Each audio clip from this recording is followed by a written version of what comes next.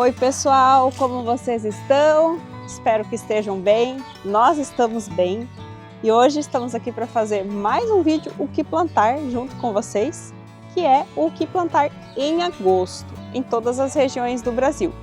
E no vídeo de hoje vai ter colheita e também vai ter plantio, porque sempre é importante a gente estar fazendo, né, esse plantio sequencial. Para ter o que colher, a gente precisa estar sempre plantando. Então vamos descobrir o que a gente pode plantar, seja nas regiões mais frias, seja nas regiões mais quentes, agora em agosto, em todo o Brasil. Mas se você não conhece a gente, eu sou a Vivi. E eu sou o Bruno.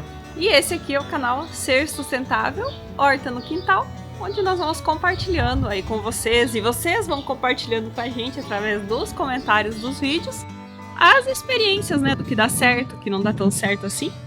Nessa busca por viver um estilo de vida mais sustentável, que passa por cultivar parte dos nossos alimentos, né, amor? Exatamente, vamos lá, porque tem bastante muda pra gente plantar hoje, aproveitar esse inverno. A gente tá colhendo bastante coisa aqui, mesmo no inverno, e bastante... principalmente no inverno pra nós, né, porque o verão aqui pra gente é bem difícil de conseguir colher alguma coisa, é pouca coisa que a gente acertou até agora, que aqui é muito quente no verão, né? E esse ano tá dando muito bom aqui os frutos. Tá muito bonito, vocês vão ver, tá? Coisa mais linda. Então, vamos lá? Colher, plantar e conversar sobre o que plantar em agosto. Partiu! E como já é de costume nessa série de vídeos do que plantar, nós trazemos para vocês o calendário de plantio. Esse aqui do mês de agosto, vai estar disponível para vocês o link na descrição do vídeo gratuitamente. Quem quiser o calendário completo do ano todo, nós comercializamos através da Hotmart e também tem o link na descrição e no primeiro comentário fixado. Nesses calendários nós organizamos todos os cultivos, ele está separado por região do país, é só seguir as corzinhas, tá? Os cultivos que não tiver nenhuma cor na frente é porque podem ser plantados no Brasil inteiro, tá bom? E nós vamos conversando aqui, mais ou menos organizando por clima, né? Então, agora, para início, nós vamos falar das plantas que gostam de um clima mais ameno e que agora, nesse momento, em agosto, podem ser cultivadas no Brasil inteiro, tá bom? Então, vamos lá. A gente vai começar colhendo e já plantando e conversando sobre quais são essas plantas que o Brasil inteiro pode plantar agora.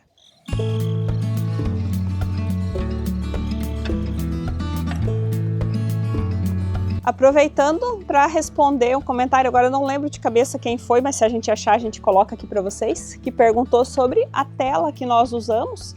Essa tela é uma tela soldada, tela galvanizada, soldada, galvanizada para que não enferruje. E com ela a gente criou essa proteção que nós colocamos porque nós temos gatos, então para que eles não possam ir lá mexer nos nossos canteiros, né?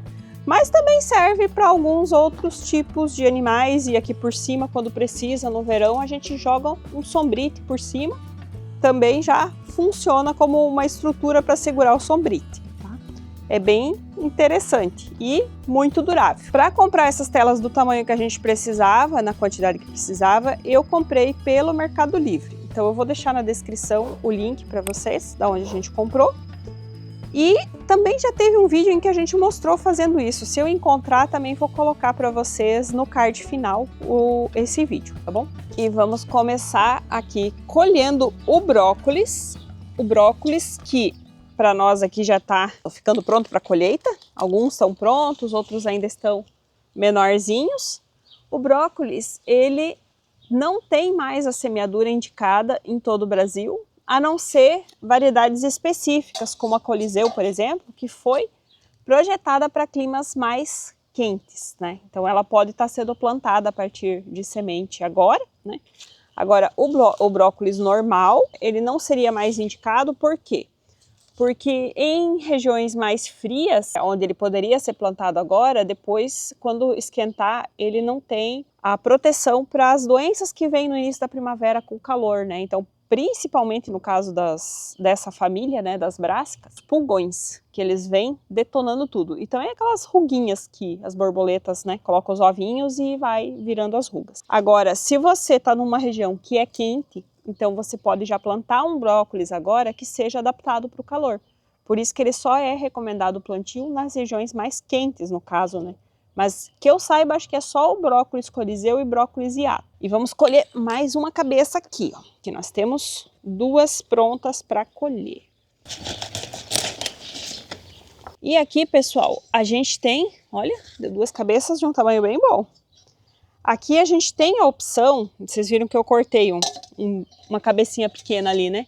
Aqui, ó, ele tá com outra. A gente tem a opção de deixar o pé para que essa cabeça também cresça. Ela não vai crescer tanto quanto a principal, mas ainda dá para colher uma cabeça razoável. Só que, como nós estamos precisando aqui desse espaço para plantar outras variedades, a gente já vai tirar o pé daqui, tá? E as folhas que estão bonitas aqui desses brócolis, a gente também pode consumir como uma couve refogada, né? Normalmente o pessoal costuma comer só a couve, mas as folhas do brócolis, da couve-flor, também podem ser consumidas como qualquer outra couve. Ela não deixa de ser uma couve, é da mesma família. Ah, e além de refogado, essas folhas do brócolis aqui também vão muito bem em sopas, tá? E você pode, inclusive, digamos, mas eu não vou fazer uma sopa hoje quando eu tô colhendo, não tenho perspectiva. Você pode picar elas, fazer o branqueamento, que é aquilo de você jogar numa água fervendo, deixa 1 minutinho, tira, joga numa água gelada, depois você deixa escorrer bem, né? Seca ou passa naquelas centrífugas de salada, que é muito boa para isso, e congela. Você congela já nas porçõezinhas, na quantidade que você quer pôr em cada sopa, por exemplo. Ou você pode, também essa porçãozinha congelada, colocar numa omelete. Na hora que você vai preparar um omelete ali, você coloca junto essas folhas de brócolis também. São várias ideias para você poder consumir elas. E já que a gente estava falando sobre a família das brássicas, vou aproveitar para responder uma pergunta que fizeram sobre a couve, do José Amaury Castro.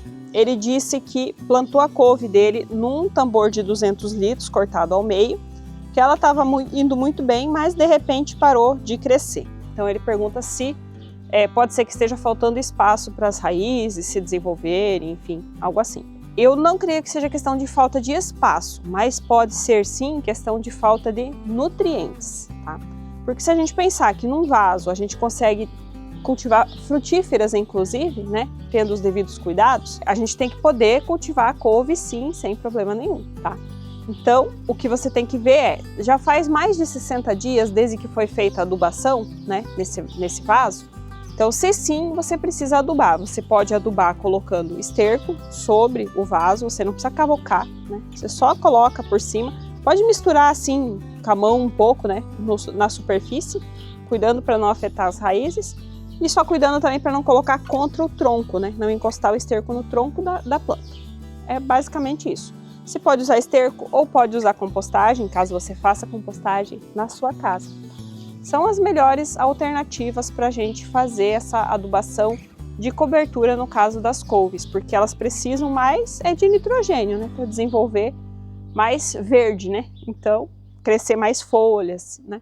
Então é isso, essa é a melhor adubação que você pode fazer para a couve. Além das folhosas que nós citamos, também pode ser plantadas no Brasil inteiro algumas plantas de fruto, como por exemplo o jiló, tá? E inclusive os tomates. A princípio os tomates não teriam recomendação de plantio ainda aqui na região sul, onde nós estamos, mas como vocês podem ver aqui, e a gente já mostrou nos vídeos anteriores, vamos ir mostrando sempre para vocês terem um acompanhamento de como é que está indo. Olha que lindeza que tá esse pé de tomate, todo carregado, coisa mais linda. Mas isso porque nós aqui, apesar de estarmos na região sul, estamos numa região em que não somos afetados costumeiramente por geadas. Então, por isso que a gente está podendo produzir esse tomate. Quem está na região sul, em locais onde costuma ter geada, pode agora semear na sementeira em local protegido o tomate, para que quando passar aí o risco das geadas, né, que você vai ter que ver no ano anterior, quando foi a última vez que teve geada no ano, né? Isso é uma base para você saber quando você pode tirar a sua mudinha lá de dentro de casa ou de dentro da sua estufa e passar ela para a horta, tá? Nós aqui no caso, estamos na divisa com o Mato Grosso do Sul, né? Então, na divisa ali do Centro-Oeste e olha só, a gente está aí colhendo tomate a essa altura do campeonato. Então, algo que não seria recomendado para a nossa região. Por isso que nós sempre falamos que você precisa conhecer muito bem o seu clima local, porque uma grande macro-região tem muitos climas diferentes dentro dela, né? Então você precisa conhecer, você precisa ir tomando anotações ano após ano de como é que é o clima no seu local e assim você vai entendendo em que época que vai ser melhor, né? Você está cultivando cada tipo de variedade. E aqui a gente cita alguns exemplos, tá? Mas o calendário completo, como eu digo, sempre está na descrição. Então você baixa lá e aí você vai ver tudo que você vai estar podendo plantar. E nós, aproveitando aqui esse nosso clima local, que é mais de centro-oeste do que de sul, nós vamos ainda poder plantar também a camomila, tá? A camomila, ela tem o cultivo indicado para as regiões aí um pouco mais quentes, né? Sudeste, centro-oeste, norte, nordeste. Então, nós vamos poder também fazer esse plantio, já que o nosso clima local aqui puxa mais para o clima quente do que para o clima frio, apesar de estarmos no sul. E tomates cereja também estão produzindo aqui. As pimentas também estão bem bonitinhas aqui, ó, crescendo bastante, com bastante floração. É um ótimo momento. Manjericão, inclusive, também vocês podem estar plantando. Bem importante a gente ter no meio da horta. A gente sempre precisa cortar as flores para que o pé do manjericão continue bonito, mas nós gostamos de fazer um meio termo. Um tanto a gente corta, um tanto a gente deixa, porque as abelhas e os outros insetos polinizadores, eles gostam muito dessas flores, né? E principalmente agora que é inverno, a gente não tem tanta opção de flor assim para eles se alimentarem. Então o manjericão é uma ótima opção para a gente estar deixando com flores aí na nossa horta. As beterrabas, cenouras, rabanetes também têm o cultivo indicado em todas as regiões do Brasil. E vale o mesmo que a gente falou da alface antes. É importante você observar que a variedade seja adaptada aí ao clima da sua região, tá? E sempre lembrando do plantio escalonado. Então, por exemplo, nós aqui temos essas beterrabas que já estão bem bonitinhas, bem grandinhas, algumas a gente já está colhendo aos poucos e nós vamos estar plantando também novas mudinhas para que a gente garanta que daqui a alguns meses a gente continue tendo beterrabas para colher. E falando de plantios para locais exclusivos para locais mais quentes, né? Nós temos, por exemplo, a recomendação de plantio da batata doce, que pode ser feita as mudas e plantadas agora em locais mais quentes. Também a cúrcuma, né? Conhecido como açafrão da terra, o coentro, o alho nirá, que também muitos conhecem como alho de folha, né? Que é esse daqui, ó. Em locais mais quentes, ele pode estar sendo plantado de semente ou de mudinha, se você tiver, né? São também alternativas, além de quiabo, milho, né, que para locais mais quentes vocês já podem estar fazendo esses plantios. Olha que maravilha de colheita, aqui nós temos alimentos aí para 1, 2 dias, depois a gente vai colhendo na medida que a gente vai precisando, porque a gente tem aqui, então a gente não precisa fazer aquela feira que nem quando você vai fazer sua compra no supermercado, né, que você precisa pegar tudo de uma vez para a semana toda. A gente vai colhendo conforme vai usando, porque assim os alimentos estão mais frescos e preservam mais os nutrientes. Então tá aí uma grande vantagem de se ter uma horta em casa, né? Você sempre vai estar consumindo alimentos mais nutritivos, porque você sabe que qualquer vegetal, assim que você corta, ele começa a oxidar e perder, né, consequentemente, os seus nutrientes. Então, se você puder colher e levar para a mesa, é o ideal. E esperamos animar vocês a estarem plantando também. Se cada mês você plantar um pouquinho, né, você não precisa fazer uma horta gigante, mas cada vez vai plantando um pouquinho, seja em vasinhos, se você não tem um espaço de chão. Mas o importante é estar sempre plantando para sempre poder estar colhendo. Na medida que você tiver um tempinho, você vai encaixando esse novo hábito aí na sua vida, porque cultivar também é um hábito, né? É importante a gente ter esse hábito para a gente ter também o conhecimento.